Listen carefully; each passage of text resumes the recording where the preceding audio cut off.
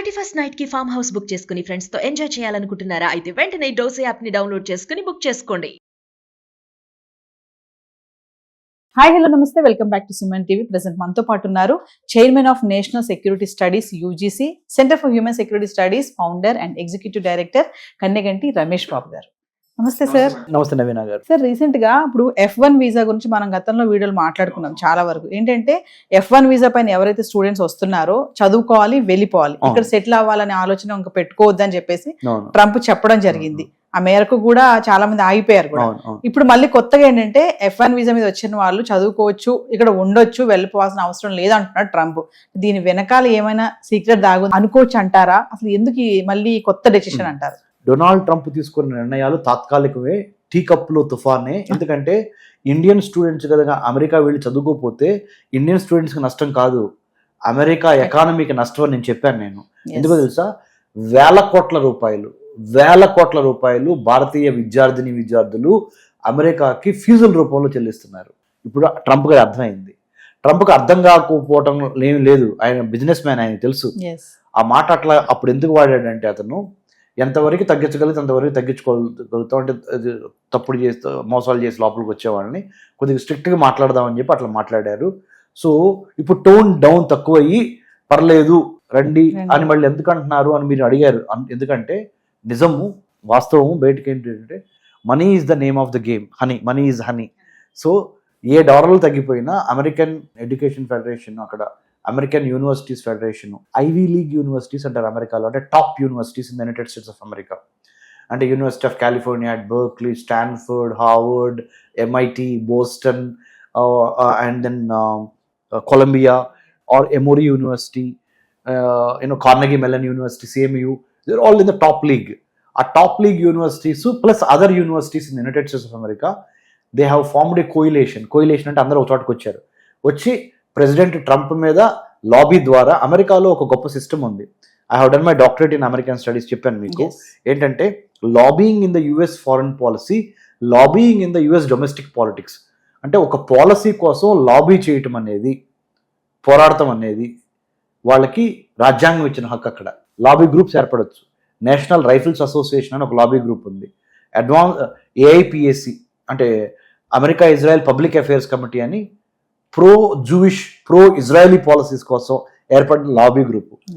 Arab American Association అని, అంటే అమెరికాలో స్థిరపడిన అరబ్స్ వాళ్ళ యొక్క ప్రయోజనాలకి లాబీ చేసే గ్రూప్. Tobacco merchants group lobby group. Gun National Rifles Association అని very powerful, very rich lobby group.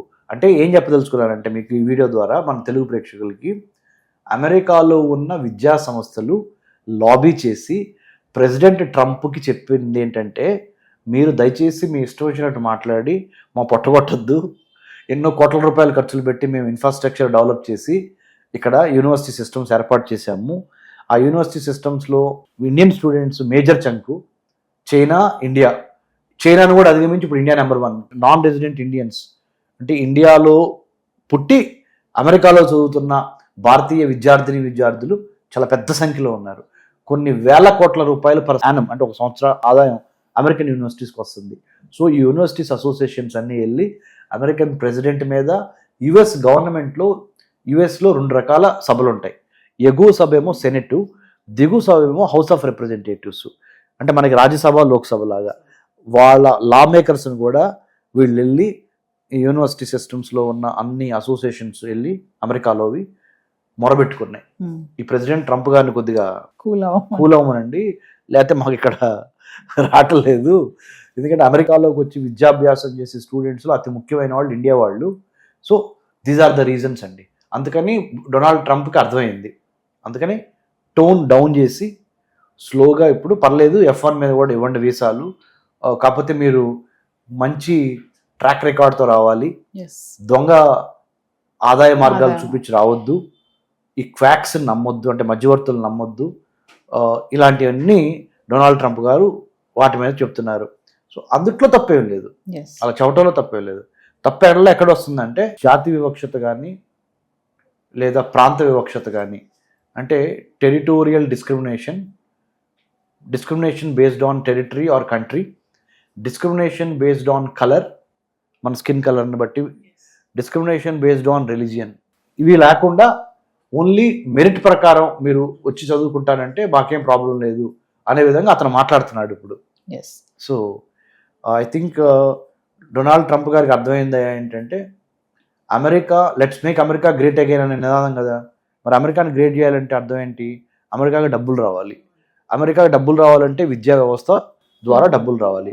అలాంటి అమెరికాకి డబ్బులు వచ్చే విద్యా వ్యవస్థని లేనిపోయి పిచ్చి పిచ్చి రూల్స్ పెట్టి నాశనం చేయొద్దు అని చాలా గట్టిగా అమెరికాలో ఉన్న సెనెట్కి, హౌస్ ఆఫ్ రిప్రజెంటేటివ్స్కి, American universities association, American secondary higher education institutes and associations have come together and lobbied and conveyed in a very strong sense message to United States of American president not to meddle in these kind of issues and then not to impose too many sanctions.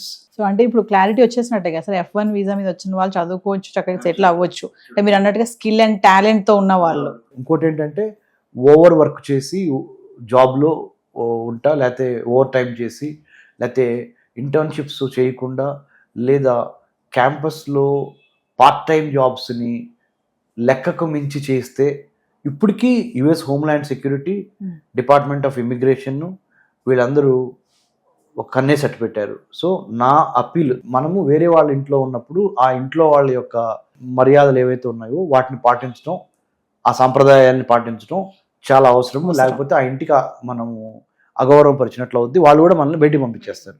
So దయచేసి Indian students కూడా అమెరికాలో మీరు only గెస్ట్స్గా వెళ్ళారు, అంటే అతిథులుగా వెళ్ళారు కాబట్టి ఆ దేశం యొక్క సాంప్రదాయాలు, చట్టం ఏంటి, రాజకీయం ఏంటి, అక్కడ ఉన్న కల్చర్ ఏంటి, అక్కడ ఉన్న వర్క్ ఎథిక్స్ ఏంటి, దానికి అనుగుణంగానే పని చేయవలసిందిగా నేను కోరుతున్నాను. Thank you sir. Thank you Naveen గారు.